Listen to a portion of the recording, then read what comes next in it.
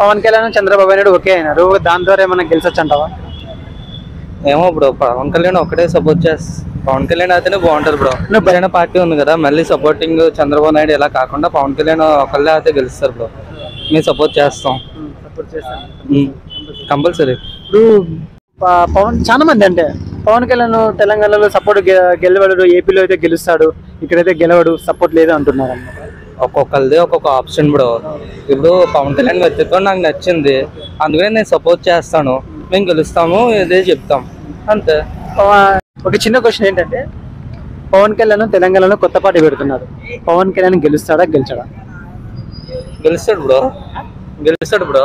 అది అందరూ చాలా మంది తెలంగాణలో పవన్ కళ్యాణ్ సపోర్ట్ లేదు, గెలిచారు అంటున్నారు, మీరు ఒక్కరే గెలుస్తారు అంటున్నారు. వ్యక్తిత్వం బట్టి చూడాలి బ్రో.